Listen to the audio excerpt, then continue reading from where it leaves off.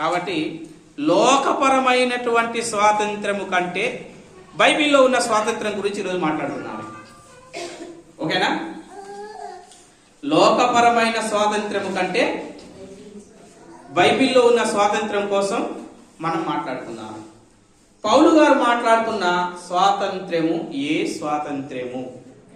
5వ అధ్యాయంలో ఈ స్వాతంత్ర్యము అనుగ్రహించి క్రీస్తు మనలను స్వతంత్రులుగా చేసి ఉన్నాడు. కాబట్టి మీరు స్థిరముగా నిలవండి, మరలా దాస్యం అంటే బానిసత్వములోనికి చిక్కుకోకండి అని అన్నాడు. చాలా జాగ్రత్తగా వినాలి. స్వాతంత్ర్యము, ఈ స్వాతంత్ర్యము, ఈ స్వాతంత్ర్యము ఏ స్వాతంత్ర్యము అంటే ఈ స్వాతంత్ర్యము ఏ స్వాతంత్ర్యము? అక్కడ అంటున్నాడు క్రీస్తు అనుగ్రహించిన స్వాతంత్ర్యము. క్రీస్తు ఏ స్వాతంత్ర్యం అనుగ్రహించాడు? వాళ్ళు ఆ రోజుల్లో యేసు ప్రభుని సిలువ ఎందుకు వేశారో తెలుసా? వాళ్ళంతా కూడా ఏమనుకున్నారంటే యేసు ప్రభు ఒక యూదులకు రాజు, ఇశ్రాయేలు రాజ్యాన్ని మరలా స్థాపించుతున్నాడు, ఆయన రాజ్య పరిపాలన చేస్తాడు, ఆయన ఒక రాజు అని ఒక పుకారు లేచింది ఆ రోజుల్లో.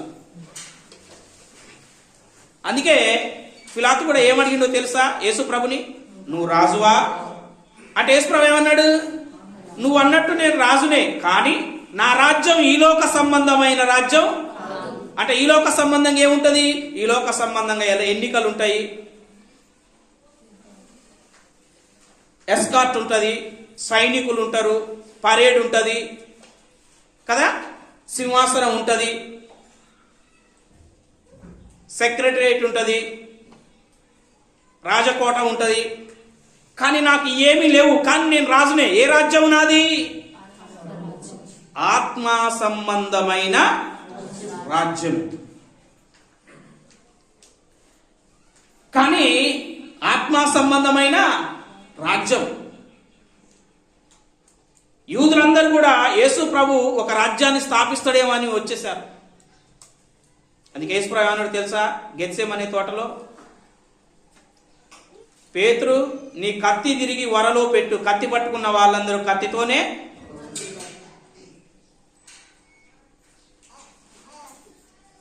ఎందుకు? ఈ లోక సంబంధమైన రాజ్యం మనది. నేను ఈ లోక సంబంధమైన రాజ్యాన్ని స్థాపించడానికి రాలేదు, ఈ లోక సంబంధమైన బానిసత్వం నుంచి మిమ్మల్ని నేను విడిపించడానికి. స్వాతంత్రాలు బైబిల్లో చాలా ఉన్నాయి, నేను జనరల్గా చెప్తా వినండి. ఐగుప్తు దేశంలో ఇశ్రాయేలు ప్రజలు 430 సంవత్సరాలు బానిసత్వంలో ఉన్నారు. తెలుసా మీకు? ఎన్ని సంవత్సరాలు? 430 సంవత్సరాలు ఐగుప్తులో ఇశ్రాయేలీయులు బానిసత్వంలో ఉన్నారు. బానిసత్వం ఎలా ఉన్నది అంటే అక్కడ కళ్ళకు కట్టినట్టుగా వారు మొరపెడుతుంటే ఆ బాధలు చూడలేక దేవుడు ఒక నాయకుడిని పంపిండు. ఎవరు నాయకుడు? మోషే. ఆ ఐగుప్తు బానిసత్వంలో నుంచి ఎక్కడికి నడిపించిండు ఆ మోషే? వాగ్దాన భూమి, ప్రామిస్డ్ ల్యాండ్, కానాన్లోనికి పంపించాడు. అర్థమైందా? అలాగే ఇశ్రాయేలీయులందరూ కూడా మళ్ళీ బబులోను చెరకెళ్ళిపోయారు. తెలుసా?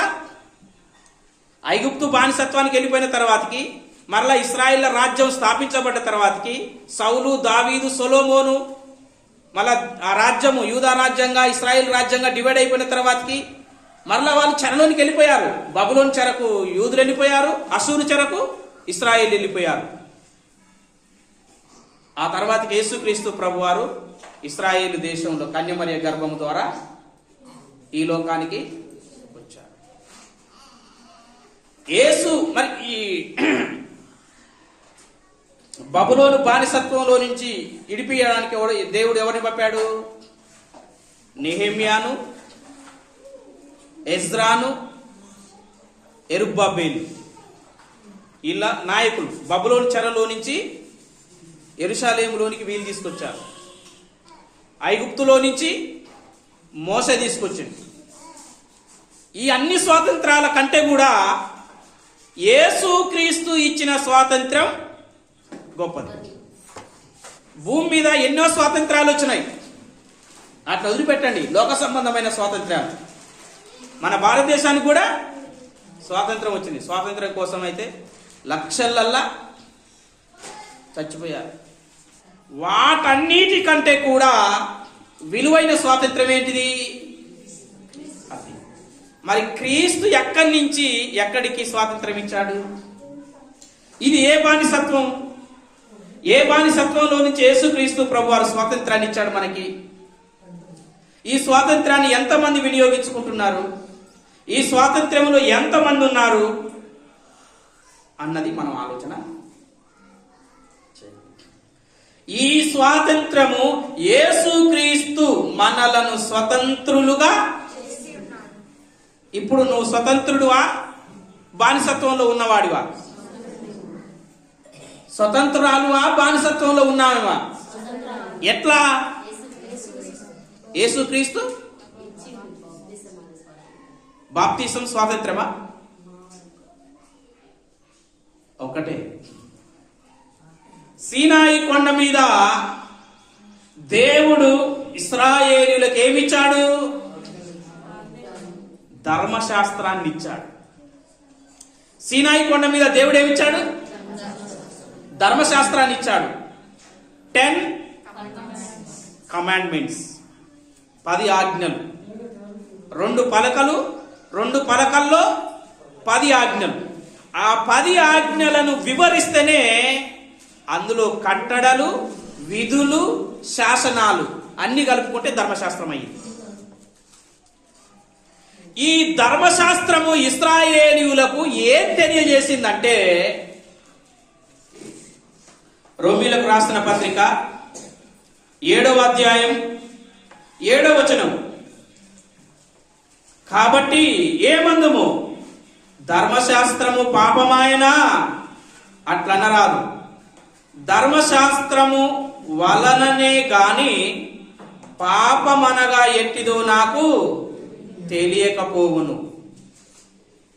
ధర్మశాస్త్రం వలన నీకు ఏం తెలిసింది? పాపమనగా ఏమిటి అని నీకు తెలియజేసింది. పాపం అంటే ఏంటి?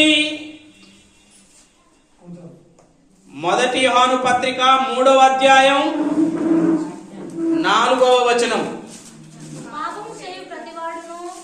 పాపము చేయు ప్రతివాడును ఆజ్ఞను అతిక్రమించును, ఆజ్ఞ అతిక్రమమే. అది ఆజ్ఞను అతిక్రమించటమే పాపము. అంటే ధర్మశాస్త్రం నీకు ఏం తెలిపింది? పాపమనగా ఏమిటి అన్న ప్రశ్నకు జవాబు చెప్పింది ధర్మశాస్త్రం. ఆజ్ఞను అతిక్రమించితే పాపము అని జవాబిచ్చింది. ఆజ్ఞలు ఎక్కడ ఉన్నాయి? 10 ఆజ్ఞలు, 10 కమాండ్మెంట్స్. ఆ 10 కమాండ్మెంట్సే కదా ధర్మశాస్త్రము. ఆజ్ఞలు అతిక్రమించితే పాపం. అంటే మోసేకు సీనాయి కొండ మీద దేవుడు ధర్మశాస్త్రాన్ని ఇవ్వక మునుపు మరి ఆజ్ఞలు లేవా అంటే మౌఖికమైన సందేశాలు దేవుడు అందించాడే తప్ప వ్రాతపూర్వకమైనటువంటి ఆజ్ఞలు అబ్రహాముకు గాని, ఇస్సాకుకు గాని, యాకోబుకు గాని, యాకోబు 12 మందికి గాని దేవుడు ఇయ్యలేదు. మౌఖిక సందేశం, నోటి ద్వారా సందేశాన్ని దేవుడు అందించాడు. వ్రాతపూర్వకమైన ఆజ్ఞలు ఎప్పుడు ఇచ్చాడు అంటే సీనాయి కొండ మీద దేవుడు మోషేకి ఆజ్ఞలు రాసి ఇచ్చాడు. ఆజ్ఞను అతిక్రమించితే ఏమైతుంది అన్నాడంటే పాపం అన్నాడు. ఇప్పుడు ఇశ్రాయేలీయులందరూ ఏం అతిక్రమించారు? ఇప్పుడు వాళ్ళందరికీ ఏం తెలుసుకున్నారు? వాళ్ళు పాపం అంటే ఏంటో తెలుసుకున్నారు. పాపం అంటే ఏంటో తెలుసుకున్నారు. ఎందుకంటే ఆ ధర్మశాస్త్రం ఇశ్రాయేలుకి ఇవ్వబడ్డది, దాన్ని పాటించమని దేవుడు చెప్పాడు. మరి వీళ్ళు ఎలా పాటించారు దాన్ని? యాకోబు పత్రిక 2వ అధ్యాయం 10వ వచనం. ఎవడైనను ధర్మశాస్త్రమంతయు గైకొనియు ఒక్క ఆజ్ఞ విషయములో తప్పిపోతే ఆజ్ఞలన్నిటి విషయములో అపరాధియగును. ఏటట? ధర్మశాస్త్రమంతా గైకొని, ధర్మశాస్త్రములో దేవుడు ఇశ్రాయేలులకు ఇచ్చిన ఆజ్ఞలన్నీ వారు పాటించి ఒక్క ఆజ్ఞ తప్పిపోయారనుకో, ధర్మశాస్త్రపు ఆజ్ఞలన్నీ కూడా తప్పిపోయినట్టే. సపోజ్ దేవుడు 365 ఆజ్ఞలు ఇచ్చిందనుకో, 365 ఆజ్ఞలు దేవుడు ఉదాహరణగా నీకు ఇచ్చితే 364 ఆజ్ఞలు పాటించి ఒక్క ఆజ్ఞను పాటించకపోతే 364 ఆజ్ఞలు పాటించింది కూడా బూడిదల పోసిన పన్నీరు లాగానే. అంటే పాత నిబంధన గ్రంథంలో దేవుడు ఒక క్వశ్చన్ పేపర్ ఇచ్చాడు, అదే ధర్మశాస్త్రం. ఆ ధర్మశాస్త్రాన్ని చదివి నువ్వు అనుసరించాలి. నీకు ఎన్ని మార్కులు రావాలి? 100కు 100 వస్తేనే పాస్, 100కు 99 మార్కులు వస్తే ఫెయిల్. మనకి ఇప్పుడు ఇక్కడ కన్సెషన్ ఉంది. ఏ కన్సెషను? 100కు 35 మార్కులు వస్తే పాస్, 100కు 50 మార్కులు వస్తే పాస్. కానీ దేవుడు ఇశ్రాయేలుకి ఏం పెట్టిందంటే 100కు 100 వస్తేనే ఆజ్ఞలన్నీ పాటించి ఒక్క ఆజ్ఞ తప్పిపోతే ఫెయిల్. అందుకే ధర్మశాస్త్రం ఎంత కఠినమైనదో తెలుసా? అందుకే ఇశ్రాయేలుకు ఆ ధర్మశాస్త్రాన్ని దేవుడు ఏమని చెప్పాడు అంటే, కంటికి కన్ను, పంటికి పన్ను, చెయ్యికి చెయ్యి, వాతకు వాత, దెబ్బకు అంతే. అక్కడ ఎక్స్క్యూజ్ అనేది, క్షమాపణ అనేది, గ్రేస్ మార్క్స్ అనేవి. పిల్లగాడు ఫెయిల్ అయిపోయింది అనుకో, టీచర్ ముందుకు వచ్చి ఏడ్చాడు అనుకో, టీచర్ జారిపడి ఏం చేస్తుంది? హ్యాండ్ వర్క్ లోనో, అసెస్మెంట్ లోనో, థీసిస్ లోనో, ప్రాక్టికల్స్ లోనో ఏం చేస్తుంది? ఏడవగలేరా నాయన నీ ముఖం పాడుగానని ఏం చేస్తుంది? 2 మార్కులు వేస్తుంది, 5 మార్కులు వేస్తుంది. అప్పుడు 35 వచ్చినాక వాని కళ్ళల్లో ఏం కనిపిస్తుంది? ఇంకా పేపర్ పట్టుకొని పోయి సంతోషంగా కూర్చొని సంకలు కొట్టుకుంటాడు, నేను కూడా పాస్ అయినా అని. కానీ పాత నిబంధనలు అది లేదు, ఎక్స్క్యూజ్ లేదు. కంటికి పంటికి వాతకు దెబ్బకు ఎక్స్క్యూజ్ లేదు, గ్రేస్ మార్క్స్ లేవు అక్కడ. ఏదో వాడు కొట్టిండులే, అరే దేవుడు చూసుకుంటా లేరా అనేది లేదు అక్కడ. అర్థమైందా? అంటే ఇశ్రాయేలీయులకు దేవుడు ధర్మశాస్త్రాన్ని ఇస్తే ఆ ధర్మశాస్త్రాన్ని ఎలా పాటించాలంట? నువ్వు ఆజ్ఞలన్నీ పాటించి ఒక్క ఆజ్ఞ తప్పిపోతే ఫెయిల్ అయినట్టే.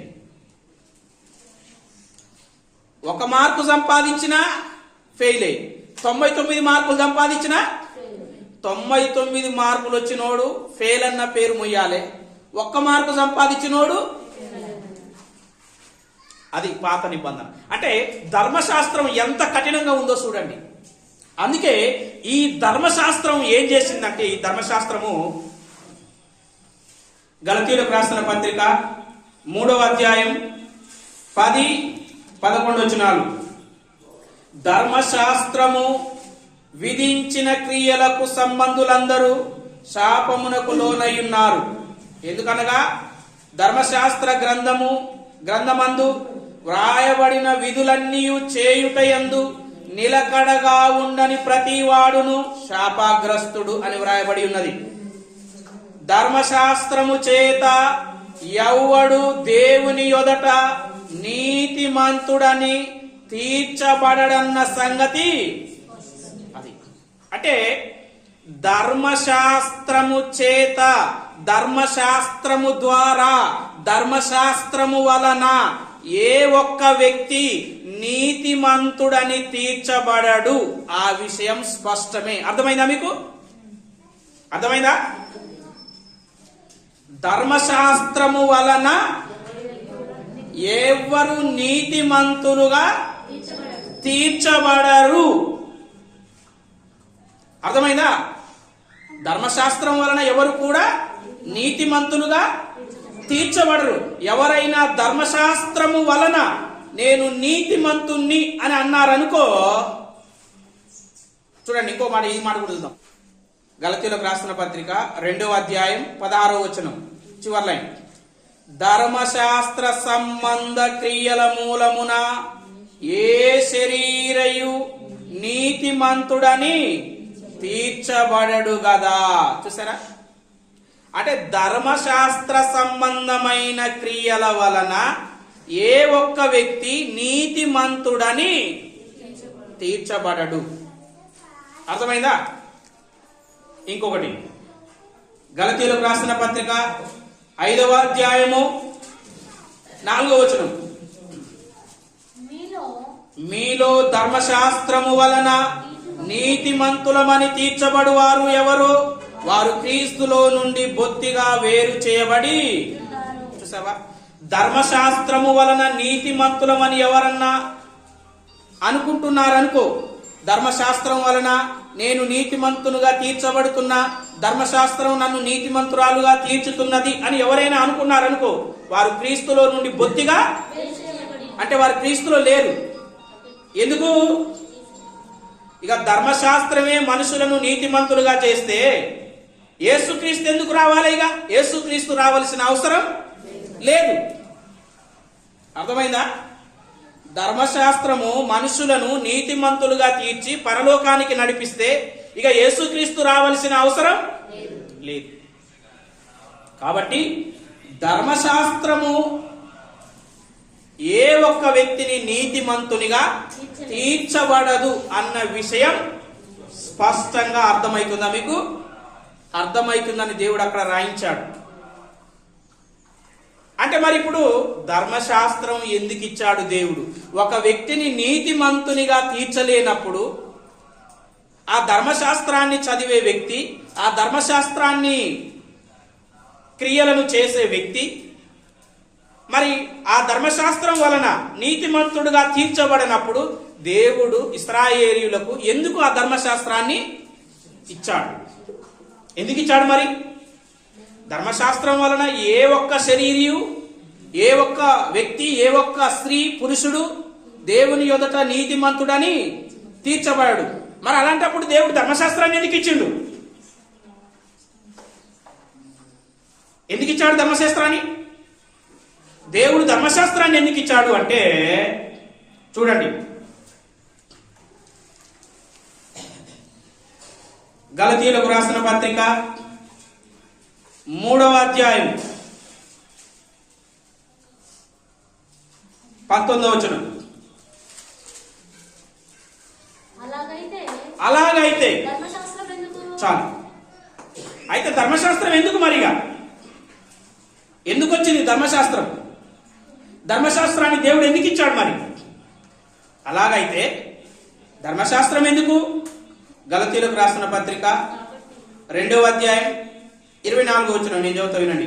కాబట్టి మనము విశ్వాసము వలన నీతిమంతులమని తీర్చబడునట్లు క్రీస్తు నొద్దకు మనలను నడిపించుటకు ధర్మశాస్త్రము మనకు బాల శిక్షకుడాయెను. ధర్మశాస్త్రం ఎందుకు ఇవ్వబడ్డది? ధర్మశాస్త్రం ఎందుకు ఇవ్వబడ్డది? అంటే మోషే కాలంలో ధర్మశాస్త్రం ఇవ్వబడితే యేసుక్రీస్తు ఎప్పుడొచ్చాడు? యేసుక్రీస్తు మోషేకు యేసుక్రీస్తుకు 1000 సంవత్సరాలు గ్యాప్ ఉంది.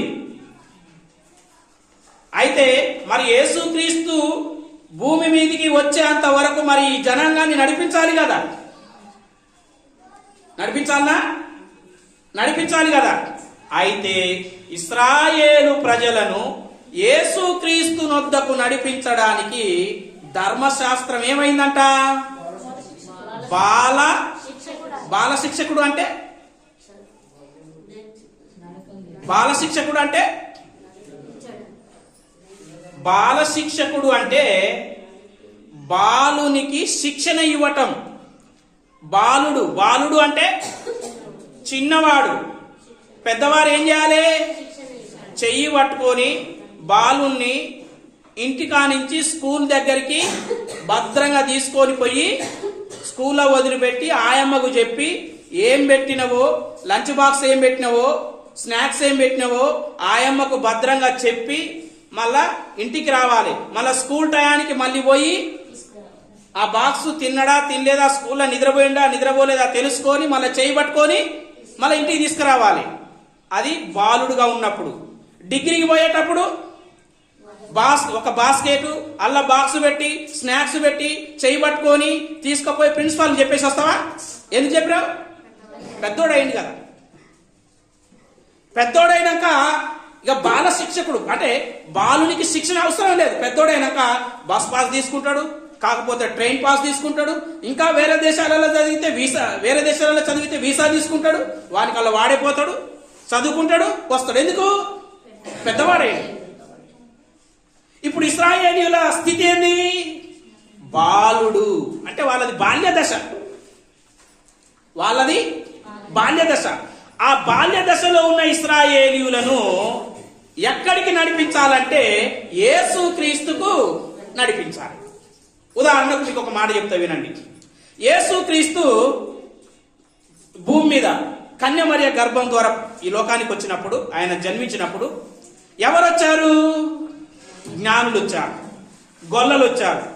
ఈ జ్ఞానులు వచ్చి ఎవరిని అడిగారు? రాజును అడిగారు. ఏమని అడిగారు? యూదుల రాజుగా పుట్టినవాడు ఎక్కడున్నాడు? మేము తూర్పు దిక్కున ఆయన నక్షత్రము చూసి వచ్చాము, ఆయనను పూజించుటకు మేము వచ్చాము అని అన్నారు. అప్పుడు రాజు ఏం చేశాడు? శాస్త్రులను, పరిసయ్యులను, మత పెద్ద అధికారులను పిలిచి, ఏంట్రా మరి జ్ఞానులు తూర్పు దేశం నుంచి వచ్చారంట, యూదా దేశంలో రాజు పుట్టిండంట, నేను రాజు ఉండగా ఇంకో రాజు పుట్టడం ఏంటిరా, ఎక్కడ పుడతాడో చూడండి రా అని అన్నారు. వాళ్ళు వచ్చి ఏం చేశారు? ధర్మశాస్త్రపు గ్రంథపు చుట్టాలను చూసి అప్పుడు వాళ్ళు చెప్పారు, అయ్యా ఎక్కడ పుడతాడంట? యూదా బెత్లెహేములో రాజు పుడతాడని ఎక్కడ ఉంది? అది అంటే ధర్మశాస్త్రం ఎక్కడికి నడిపించింది వాళ్ళను? ఆ ధర్మశాస్త్రం ఉండబట్టే కదా వాళ్ళకు తెలిసింది. అంటే ఆ ధర్మశాస్త్రము యూదులకు, ఇశ్రాయేలీయులకు ఒక హోప్, నిరీక్షణ ఇచ్చింది. ఏం నిరీక్షణ అంటే మెస్సయ్య వస్తాడు, మెస్సయ్య వస్తాడు, మెస్సయ్య వస్తాడు, మెస్సయ్య వస్తాడు. ఇప్పుడు సమరయ స్త్రీ వచ్చింది. సమరయ స్త్రీ ఎవరు? ఒక వేశ్య, నీళ్లు చేదుకోవడానికి వచ్చింది. ఆమె ఏమనంటుంది యేసు ప్రభుతో? అయ్యా, ఒక మెస్సయ్య వస్తాడని మేము ఎప్పటి నుంచో ఎదురు చూస్తున్నాం అయ్యా. అప్పుడు ఆ యేసు ప్రభు ఏమన్నాడు? ఆయనను నేనే. అంటే ఒక వేశ్యకు కూడా తెలిసిపోయి ఒక నిరీక్షణ ఉంది. ఎలా? మెస్సయ్య వస్తాడంట, మెస్సయ్య వస్తాడంట. ఒక దొంగ వచ్చి, శిలో మీద దొంగ ఉన్నాడు. ఎవరైనా బందిపోటు దొంగ. ఆ దొంగ ఏమంటున్నాడు? ప్రభువా, నేను నీ రాజ్యంలోనికి వచ్చినప్పుడు నన్ను, ఈయనకు రాజ్యం ఉందని, ఈయన రాజు అని ఆ దొంగకేం తెలుసు? ధర్మశాస్త్రం అందరు బోధిస్తలేరా సమాజ మందిరాలలో? అంటే ఇప్పుడు ధర్మశాస్త్రం అంతా ఏం చెప్తుంది వాళ్ళకి? ఒక మెస్సయ్య వస్తాడు కన్యమరియ గర్భం ద్వారా అని యూదులకు చెప్తుంది అనమాట. యేసు ప్రభు వచ్చాడు, సిలువలో చనిపోయాడు, పరలోకానికి వెళ్ళిపోయాడు. అది ఎరక ఇప్పటికీ స్టిల్ యూదులు, ఇశ్రాయేలీయులు ఇంకా దేశంలో మెస్సయ్య వస్తాడని ఎదురు చూస్తున్నారు కొంతమంది. తెలుసా ఎందుకు? ఆల్రెడీ యేసు ప్రభు వచ్చాడు, సిలువలో చనిపోయాడు, ఆయన చేయవలసిన పని చేశాడు, చనిపోయాడు, పరలోకానికి పోయాడు. స్టిల్ కొంతమంది ఇశ్రాయేలీయులు, యూదులు ఇప్పటికి కూడా ఇశ్రాయేల్లో ఒక పాత గోడ ఉంటది, యెరూషలేము గోడ. ఆ గోడ దగ్గరికి పోయి ఏడుస్తారు, అయ్యా మెస్సయ్యని ఎప్పుడు పంపిస్తావయ్యా. ఆల్రెడీ ధర్మశాస్త్రం ఎక్కడికి నడిపించింది? ఓకే, ఇప్పుడు ధర్మశాస్త్రాన్ని దేవుడు ఎందుకు ఇచ్చాడంటే 2 పాయింట్స్. ఒకటి, పాపం అంటే ఏంటో మీకు తెలియాలి. ఆజ్ఞ అతిక్రమమే. కాబట్టి ధర్మశాస్త్రంలో అన్ని ఆజ్ఞలు, కట్టడలు, విధులు, శాసనాలను పెట్టి వాళ్ళకి ఇచ్చాడు. కాబట్టి అప్పుడు అవి మీరటం వలన ఏం తెలిసింది వాళ్ళకి? మేము పాపం చేశామని తెలిసింది. పాయింట్ నెంబర్ 2, ఇంకేం చేసింది? యేసుక్రీస్తు నొద్దకి ఇశ్రాయేలీయులను యేసుక్రీస్తు నొద్దకు నడిపించడానికి ధర్మశాస్త్రం బాల శిక్షకు. అయితే ఈ ధర్మశాస్త్రం ఏం చేసిందంటే, ఏం చేసింది? కాబట్టి ధర్మశాస్త్రము పాటిస్తే నీతిమంతులు అవుతారు. కానీ ఎలా పాటించాలి? కాబట్టి ఎవ్వరికి రాని, ఎవరైనా ప్రవక్తలైనా ఎవరైనా, ఇప్పుడు మోసే ధర్మశాస్త్రం తెచ్చిన మోసే మీరిపోయిండు. మోసే కానాన్ దేశంలో ప్రవేశించిండా? ఎందుకు ప్రవేశించలే? ధర్మశాస్త్రం తెచ్చిన మోసే 100 కొట్టలేకపోయిండు. కాబట్టి పాత నిబంధన కాలంలో ఉన్న ప్రవక్తలైనా, ఇశ్రాయేలీయులైనా, యాజకులైనా, ప్రధాన యాజకులైనా ఎవరైనా కూడా ధర్మశాస్త్రానికి 100/100 ఎవరు సాధించలేదు. ఒక ఆజ్ఞ తప్పిపోయేది, అన్ని ఆజ్ఞలు పాటించేది, ఒక ఆజ్ఞ తప్పిపోయేది. కాబట్టి అందరినీ ధర్మశాస్త్రం ఏం చేసిందంటే, గలతీయులకు రాసిన పత్రిక 3వ అధ్యాయం 22వ వచనం నేను చదువుతా, వినండి. యేసుక్రీస్తు నందలి విశ్వాస మూలముగా కలిగిన వాగ్దానము విశ్వసించు వారికి అనుగ్రహింపబడినట్లు లేఖనము ధర్మశాస్త్రము అందరినీ పాపములో. రైట్. ఇప్పుడు ధర్మశాస్త్రం ఏం చేసింది? అందరినీ పాపంలో బంధించింది. అంటే ధర్మశాస్త్రాన్ని ఏ ఒక్క వ్యక్తి కూడా నెరవేర్చలేదు. ధర్మశాస్త్రాన్ని ఏ ఒక్క వ్యక్తి కూడా నెరవేర్చలేదు. ఇప్పుడు ధర్మశాస్త్రాన్ని అందరూ మీరటం వలన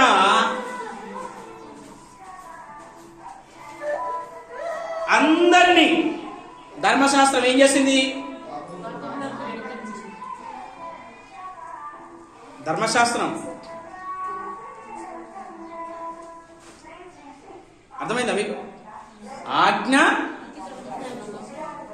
అతిక్రమమే పాపం. ఆజ్ఞ అతిక్రమమే పాపం. ఆజ్ఞ అతిక్రమమే పాపం. మరి ఈ ఆజ్ఞలన్నీ ఎక్కడ ఉన్నాయి? ఈ ఆజ్ఞలన్నీ పాటించిన వ్యక్తి ఎవరైనా ఉన్నారా? అందరూ అతిక్రమించారు. అందరూ అతిక్రమించడం వలన రోమపత్రిక 3వ అధ్యాయం 23వ వచనం. రోమపత్రిక 3వ అధ్యాయం 23వ వచనం. ఏ భేదము లేదు, అందరూ పాపం చేశారు. చాలు, ఏ భేదం లేదుగా. యాజకులు, ప్రధాన యాజకులు, ఇశ్రాయేలీయులు, అన్యులు అందరూ ఏం చేశారు? అందరూ పాపం చేయటం వలన అందరినీ లేఖనం ఏం చేసింది? 22 వచనం, గలతీ 3:22.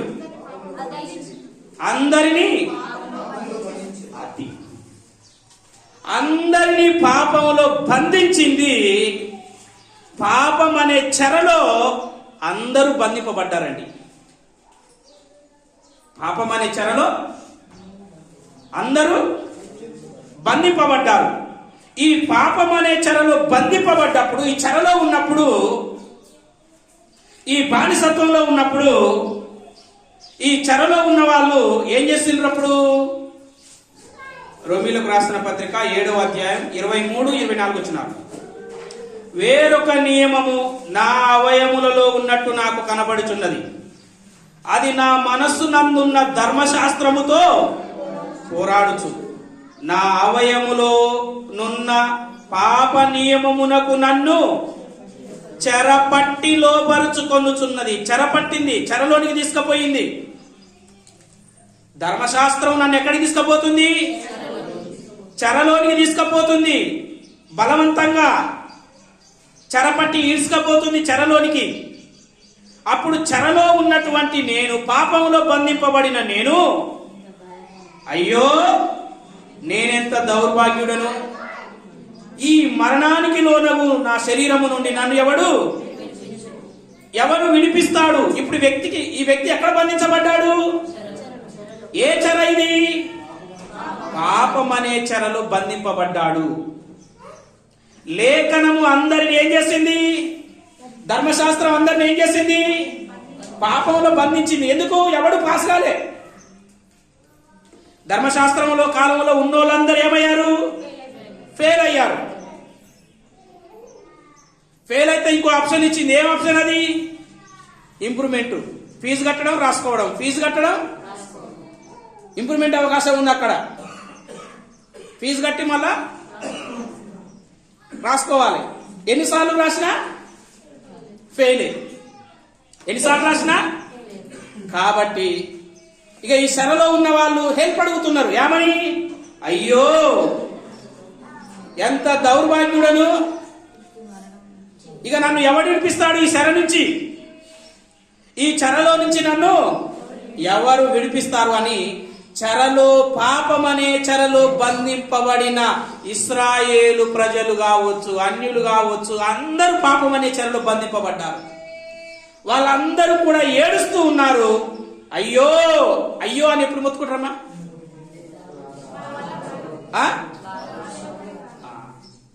అప్పుడు ఎవరొచ్చారు? అది యేసు క్రీస్తు ప్రభువారు భూమి మీదికి వచ్చి, మత్తయి సువార్త 5వ అధ్యాయం 17వ వచనం, ధర్మశాస్త్రమునైనను ప్రవక్తల వచనములనైనను కొట్టివేయ వచ్చినని తలచవద్దు, నెరవేర్చుటకే గాని కొట్టివేయటకు నేను రాలేదు. చాలు. యేసు ప్రభు ఎందుకు వచ్చాడు? ఎందుకు? ఎవరు నెరవేర్చలేకపోతున్నారు. అర్థమైందా? ఎవరు నెరవేర్చలేకపోతున్నారు. మరి నెరవేర్చడానికి ఒకరు రావాలి కదా. ఇప్పుడు ఆ ధర్మశాస్త్రాన్ని కొట్టివేయాలంటే, ఆ ధర్మశాస్త్రాన్ని తీసివేసి, ఆ నిబంధనని తీసివేసి ఇంకొకటి వేరేది కావాలంటే ఫస్ట్ దీన్ని ఎవరో ఒక నెరవేర్చాలి కదా. కాబట్టి ఎవరైనా నెరవేరుస్తారేమని యేసుప్రభు చూస్తే ఎవ్వరు నెరవేర్చలేదు. ఇక యేసుప్రభు కన్య మరియ గర్భం ద్వారా వచ్చి ఆయనే ధర్మశాస్త్రమునకు లోబడి ధర్మశాస్త్రాన్ని నెరవేర్చి దాన్ని ఏం చేశాడు? కొలసీలకు రాసిన పత్రిక రండి. కొలసీలకు రాసిన పత్రిక నేను చదువుతాను, ఎవరు చదవకండి. 2వ అధ్యాయం 13-14 వచనాలు. మరియు అపరాధము వలనను శరీరమందు సున్నతి పొందకయుంట వలనను మీరు మృతులై ఉండగా దేవుడు వ్రాతపూర్వకమైన ఆజ్ఞల వలన మన మీద రుణముగాను మనకు విరోధముగాను ఉండిన పత్రమును మేకులతో సిలువకు కొట్టి దాని మీద చేవ్రాతను తుడిచివేసి మనకు అడ్డము లేకుండా దానిని ఎత్తివేసి మన అపరాధములన్నిటిని క్షమించి ఆయనతో కూడా మిమ్మల్ని జీవింపజేసెను. ఆయన ప్రధానులను అధికారులను నిరపరాధులనుగా చేసి సిలువ చేత జయోత్సవముతో వారిని బట్టి తెచ్చి బహాటముగా వేడుకకు కనపరచెను. ఏం చేశాడట? మన మీద రుణముగా ఉన్నటువంటి ఆజ్ఞలు, కట్టడాలు, విధులు, ఈ ధర్మశాస్త్రాన్ని దేవుడు ఏం చేశారు? యేసుక్రీస్తు ప్రభువారు ఏం చేశారు? సిలువలో ఏం చేశాడు? మనకు విరోధముగాను ఉండిన పత్రమును మేకులతో సిలువకు కొట్టి దాన్ని తుడిచివేశాడనమాట. అంటే ధర్మశాస్త్రాన్ని తుడిచివేసి, ఆ ధర్మశాస్త్రం ఎవరినైతే పాపంలో బంధించిందో, ధర్మశాస్త్రం ఎవరినైతే పాపం అనే చెరలో బంధించిందో వారిని విడుదల చేసి విజయోత్సవం విజయోత్సవం. విజయోత్సవం అంటే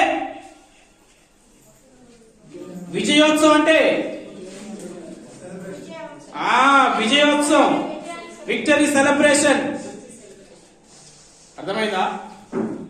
అంటే ఇప్పుడు యేసుక్రీస్తు ప్రభువారు ఏం చేశారు? మనకు రుణం అంటే తెలుగు ఎవరికి రాదా? రుణం అంటే ఏంటిది? రుణం అంటే ఏందమ్మా? అప్పు. మనకు మన మీద అప్పుగా ఉంది. ఏంటది? ధర్మశాస్త్రములో ఉన్న ఆజ్ఞలన్నీ, ధర్మశాస్త్రం అంతా మన మీద రుణంగా ఉంది. రుణం అంటే మనం రుణపడి ఉన్నాం. అప్పు ఎందుకు? నెరవేర్చాలి. ఎవ్వరు నెరవేర్చలేదు కాబట్టి యేసుక్రీస్తే శరీరాన్ని ధరించుకొని మన మీద రుణంగా ఉన్నదాన్ని ఏం చేశాడు? ఆయన నెరవేర్చి మన రుణ కాగితాన్ని ఏం చేశాడు? అప్పు కట్టినాక అప్పు కాగితాన్ని ఏం చేస్తారని ఉంచుతారా? చించేయకపోతే మళ్ళీ అడుగుతాడు మళ్ళా కట్టమని. కాబట్టి మన మీద రుణముగా ఉన్నటువంటి దాన్ని సిలువలో మేకులకు కొట్టి దాన్ని ఏం చేశాడు? ధర్మశాస్త్రాన్ని కొట్టివేశాడు. ధర్మశాస్త్రపు ఆజ్ఞలన్నీ తుడిచివేసి ఇప్పుడు ధర్మశాస్త్రం ఎవరినైతే బంధించిందో ఆ బందీలను ఏం చేశాడు? విడుదల చేశాడు. ఇప్పుడు ఆ బందీలకు అందరికీ విడుదల కలిగే వరకు ఏమంటారు? జీవిత ఖైదీగా ఉన్న వాళ్ళందరూ ఒకటేసారి రోడ్డు మీదకి వచ్చారనుకో, ఎట్లా ఉంటుంది అలా పానం అంతా? జైల్లో ఉండి ఆ అనుభవం, జైల్లో ఉన్న అనుభవం ఎవరికి లేదు ఇక్కడ. జైల్లో ఉండి ఒకేసారి తాళం తీసి వాళ్ళని రోడ్డు మీదకి పంపిస్తే ఎట్లుంటుంది అలా పానం?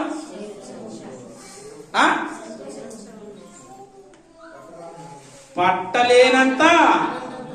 నాయన ఈ జనాలను చూస్తున్నా, ఎన్ని సంవత్సరాల తర్వాత జనాలను చూస్తున్నారా నాన్న అని. అంటే పాపము, ధర్మశాస్త్రము అందరిని ఏం చేసిందంటే పాపములో బంధించి, ఆ పాపమనే చెరలో నుండి, ఆ పాపమనే బానిసత్వంలో నుండి ధర్మశాస్త్రము బంధించింది అందరిని. దానిలో నుండి యేసుక్రీస్తు ప్రభువారు ఏం చేశారు? మనల్ని విడుదల చేశాడు. ఏం చేశాడమ్మా? విడుదల చేశాడు. అందుకే చూడండి, గలతీలకు రండి. మళ్ళీ గలతీలకు రాసిన పత్రిక 5వ అధ్యాయం 1వ వచనం చదవండి. ఏ స్వాతంత్ర్యము? నేను చదువుతానండి. గలతీలకు రాసిన పత్రిక 5వ అధ్యాయం 1వ వచనం. ఈ స్వాతంత్ర్యము అనుగ్రహించి క్రీస్తు మనలను స్వతంత్రులుగా చేశాడు. ఈ స్వాతంత్రం ఎవరు అనుగ్రహించారు? క్రీస్తు అనుగ్రహించాడు. మనలను స్వతంత్రులుగా చేశాడు. దేని నుండి స్వతంత్రులుగా చేశాడు?